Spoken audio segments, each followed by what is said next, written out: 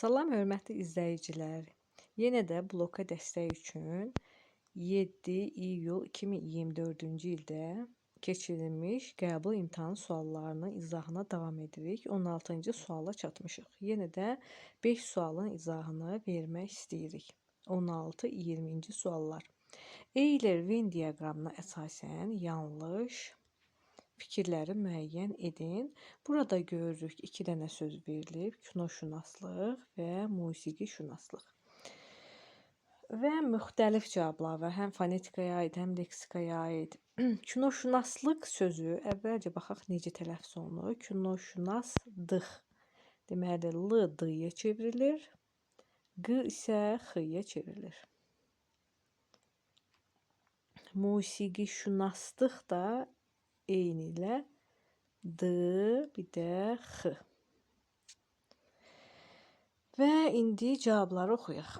Kino sahəsində çalışan mütəxəssis deməkdir.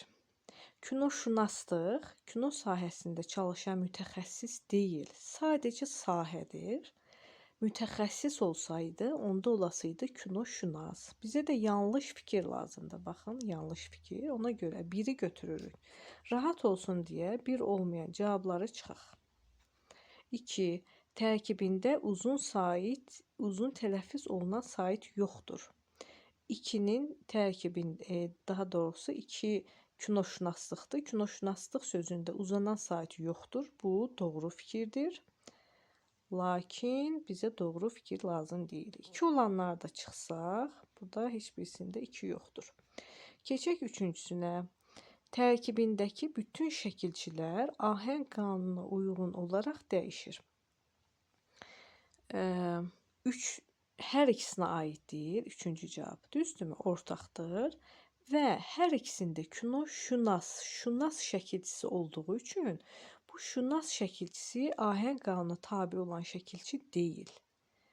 Bu yanlış fikirdir. Ona görə 3-ü götürürük. Biz baxırıq, burada bir bəndi də çıxaq, 3 olmayan bənd. Yəni yanlış cavabdır 3. 4. Tələffüzündə 2 fərqli məqam var. 4 də görürük ortaq cəhəti. Bayaq tələffüz fərqlərini yazdıq ki, kinoşünaslıq d-x, musiqişünaslıqda da d-x. Hər ikisində 2 fərqli məqam var. Bu doğru cavabdır, amma bunu çıxırıq. Və keçək 5-cisinə. Tərkibində bütün qapalı saitlər işləmişdir. Bu 5 musiqişünaslığa aiddir. Musiqişünaslıq sözündə bütün qapalı saitlər işlənmişdirmi? Yəni I, I, U, Ü, musiqi, I var, şünaslıq I var, U var, Ü var. Hər biri işlənmişdir. Bu doğrudur.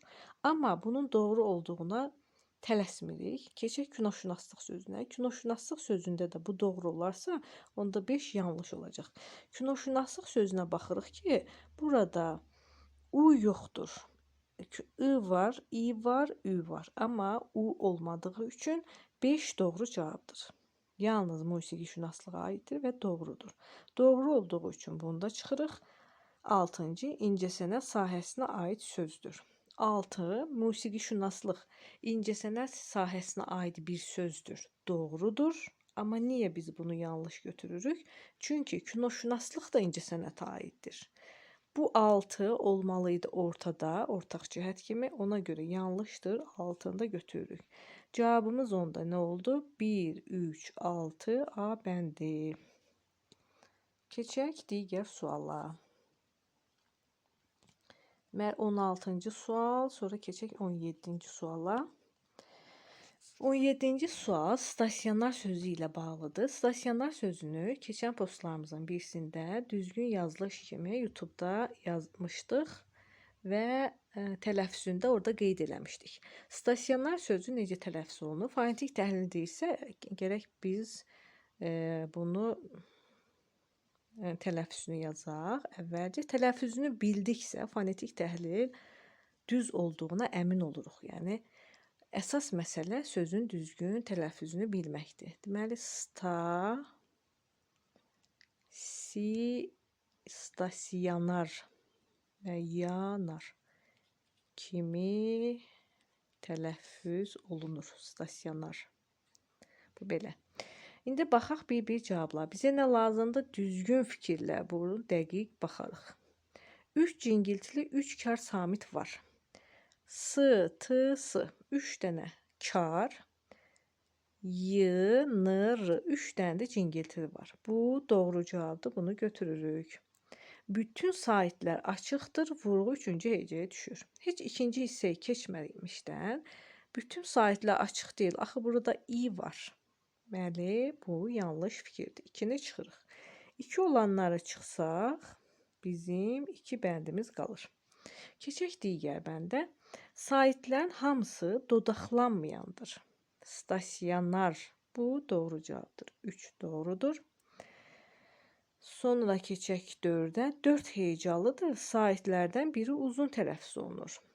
1, 2, 3, 4. 4 hecalıdır. Düzdür. Amma uzun sait yoxdur burada. Ona görə 4 yanlışdır.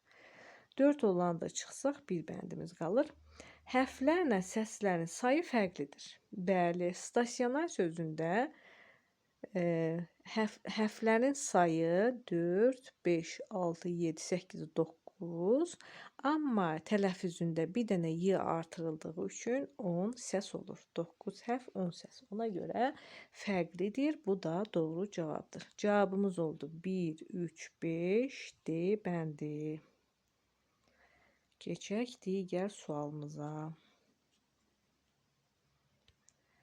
18-ci sual. 18-ci sualda nə deyilir?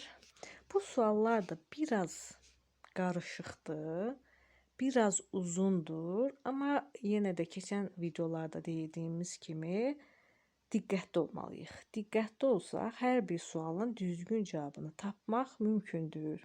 Cədvəli tamamlayan fikirləri müəyyən edin. Yenə də görürük, burada 1 var, 2 var. Əsas məsələ cədvəlin yazılı hissəsinə baxaq. Tabesiz mürəkkəb cümlədir. Deməli, biz mütləq tabesiz mürəkkəb cümlə axtarırıq. Bu 1. İkincisi, mübtədanın ifadə vasitələrinin qrammatik mənası fərqlidir. Əgər burada 1 yazılıbdırsa, baxın, burada 1 yazılıbdırsa, bu klasterin 3 hissəsi də 1-ə aid olmalıdır. Deməli, 1-ə aid olan 2 xüsusiyyət var. 1 də yoxdur, 2 də yoxdur. Biz 3-cü xüsusiyyəti tapmalıyıq. Yəni 2 olur 3-cü xüsusiyyət. Bir də 1 həmin cümləni tapmalıyıq ki, bu tabesiz mürəkkəb cümlə olmalıdır. Təbii ki, mübtədanın ifadə vasitələri qrammatik mənası fərqlidir. Bu cümləyə biraz diqqət yetirək. Əgər bu cümləni başa düşsəniz, burada da cavabı tapmaq çox rahat olacaq. Mübtədanın ifadə vasitələri deyəndə biz bildik ki, bu tabesiz mürəkkəb cümlədir, düzdürmü? Tabesiz mürəkkəb cümlələrdə düzdür, bəzi sadə cümlələr mübtədası buraxıla bilər. Amma buraxılmayanlar da təbii ki, çoxdur. Hər sadə cümlənin öz qrammatik əsası olur. Həmin qrammatik əsasda mübtədalar fərqli nitq hissəsi olmalıdır. Deməli, mübtədalar, burada qeyd edirəm. Deyir ki, mübtədaların ifadə vasitələri qrammatik mənası fərqlidir. Qrammatik məna nə deməkdir? Nitq hissələri. Mübtədalar fərqli nitq hissəsi olmalıdır. Ancaq biz buna diqqət yetirək. Bu cümləni də başa düşdükcə, tabesiz mürəkkəb cümləni başa düşdük. Bu cümləni də başa düşdük. İndi cavabları axtara bilərik. Əvvəlcə sualı dəqiq başa düşün, sonra cavablara keçin. A bəndi. Dünən Vahid iclasa gəlmədi. Ancaq iştirakçılar onu çağırmaq üçün adam göndərdilər. Bəli, bu tabesiz mürəkkəb cümlədir. Qarşılaşdırma əlaqəsindədir. Lakin hər cümlənin öz mübtədası var. Vahid iclasa gəlmədi, iştirakçılar onu çağırmaq üçün adam göndərdilər. Hər ikisi hansı nitq hissəsidir uşaqlar? Vahid də isimdir, iştirakçılar da isimdir. Ona görə A bəndimizi heç 2-yə baxmadan A bəndimizi çıxırıq. Ehtiyac yoxdur ki. B bəndi. Kotan nə bilir, qayış nə çəkir. Belə cümlələrdə biz asanlıqla ki bağlayısını qoya biliriksə, tabeli mürəkkəb cümlədir. Kotan nə bilir ki, qayış nə çəkir. Deməli, bu tabeli mürəkkəb cümlədir. Bizə amma nə lazım? Tabisi. Ona görə B bəndində çıxır. Yenə 2-yə baxma ehtiyac yoxdur. C bəndi. Kəndimizi xatırlatdım, hamı kövrəldi. Nə etdik? Kövrəldi. Kim? Hamı. Kəndimizi xatırlatdım. Kim? Mən. Düzdür. Burada mübtəda buraxılıb bərpa etsək də mən olsa da, yəni əslində mübtəda yoxdur birincisinin. Belə də götürüb bilmərik. İkincisi, əgər mən sözünü qoysaq da, hamı sözü də əvəzlikdir, mən də əvəzlikdir. Ona görə C bəndimizə çıxırıq, yenə ikincisinə baxmırıq. Bir düzgün olmalıdır ki, biz ikincisinə baxaq. D bəndi. Ya sən bura gəlməlisən, ya da valideynin. Burada biraz düşünmək. Nə etməlisən? Gəlməlisən. Kim? Sən. Bu nədir? Sən əvəzlik. Ya da kim gəlməlidir? Valideynin. Burada valideynin gəlməlidir. Yəni elə bil ki, burada xəbər ixtisar olunub. Valideyn isimdir. Yəni bizim bir cavabımızı hardasa ödəyir. Amma ikiyə də baxaq burada. Tərkib hissələrdən biri müəyyən şəxslə, digəri isə adlıq cümlədir. Sən gəlməlisən, ya da valideynin gəlməlidir. Burada adlıq cümlə yoxdur. Hər ikisi müəyyən şəxsi cümlədir. Ona görə 2 də səhv olduğu üçün biz D bəndində çıxırıq. Gəlib çatdıq Y bəndinə. Dəymişi qalıb, kalları tökülüb. Maraqlı cümlədir və maraqlı da mübtədaları var. Nə qalıb? Dəymişi. Dəymiş nə deməkdir? Yəni dəymiş meyvə, yetişmiş meyvə. Burada dəymiş sözü nədir? Feili sifət. Bu bir. Nə tökülüb? Nə qalıb dəymişi? Nə tökülüb? Kalları. Yəni buradakı dəymişi sözündəki i, kalları sözündəki ı mənsubiyə şəkilçisidir. Bu sözlər adlıq haldadır. Yəni meyvələrin kalları deyək. Meyvələrin dəymişi qalıb, meyvələrin kalları tökülüb. Nə tökülüb? Kallar. Kal nədir? Sifət. Kal meyvə, sifət. Deməli, bizim bir mübtədamız oldu feili sifət. İkinci mübtədamız oldu sifət. Bu bir. Digər cavaba baxaq. Digər xüsusiyyətinə baxaq. Tabesiz mürəkkəb cümlədirmi? Bəli. İndi ikinci hissəyə keçək. Cümlənin tərkib hissələri bərabər hüquqluluq yolu ilə yaranıb. Təbii ki, əgər bu cümlə tabesiz mürəkkəb cümlədirsə, bərabər hüquqluluq yolu ilə yaranıb. Bu tamamilə doğru cavabdır. Ona görə də Y bəndini götürürük. Keçək digər suala. Yəni sualı başa düşəndən sonra çətin bir şey yoxdur. Sadəcə gərək sualı diqqətlə oxuyasınız. Sualı başa düşdükdən sonra bayaq qeyd etdiyim kimi cavablara keçəsiniz. 19-cu sualda nə deyilir? Deyilişi ilə yazılışı arasında fərqli məqamların sayına görə uyğunluğu müəyyən edin. Bu sırf fonetikadır və köstəbək sözündə bir sadəcə bunların tələffüzlərinə baxaq. Köstəbəkdir, bir də xışdırıq. Bunda transkripsiya almıram. Səliqəsiz olmasın deyə. Təbiət şünaslıq y, təbiət şünaslıqdıq. Sonra arxayınlıqla. Burada da necə olacaq? Arxayınlıqla. Yəni l n-ya çevrilir, g x-ya çevrilir, la isə nan kimi tələffüz olunur. Belə. İndi hər rəssinə, deməli birincisində 2 fərqli məqam var, ikincisində 3 fərqli məqam var, üçüncüsündə 4 fərqli məqam var. Buna uyğun olaraq biz sözlər axtarırıq. Nəvazişkar sözünü ümumiyyətlə çıxırıq. Çünki nəvazişkar sözündə fərqli tələffüz yoxdur. Bu sözü də çaşdırmaq üçün veriblər. Biz bilirik ki, yəqin ki, siz oxumusunuz ki, kar, keş şəkilçilər varsa fərqli tələffüz olunmur. Buna görə nəvazişkar sözünü buradan çıxırıq. A bəndi olanları da cavablardan çıxa bilərik. Ümumiyyətlə A bəndi olmamalı cavablarda. Bir C'dir, bir də Y. Qaldı bizim 3 cavabımız. Legioner. Burada Y artırılır, bir də A. Y və A artırılanda 2 fərqli məqam varsa bu 1-ə uyğun gəlir. 1B. 1B 2 cavabda var. 2.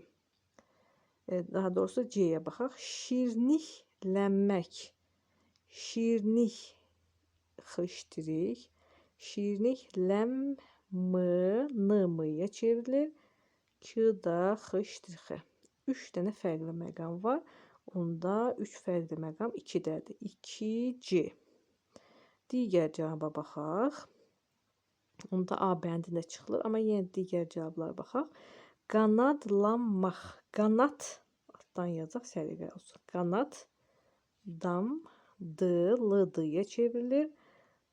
N M-ya çevrilir, Q-da X-ya. Deməli neçə fərqli məqam oldu? 4. 4 fərqli məqamdırsa, onda qanadlanmaq sözü 3-ə uyğun. 3D. 3D baxırıq B bəndindədir. Yenə də davam edək. Kəşfiyyat sözündə də kəşfiyyat F V-ya çevrilir və y-lardan birisi düşür. Ona görə də 2 fərqli məqam olur. Bu da uyğun gəlir 1-ə. Bayaq 1-ə nə demişdik biz? B. İndi biz baxaq, bu D bəndində çıxaq. 1 B Y deməli 1-ə uyğun gəlir legioner və kəşfiyyat.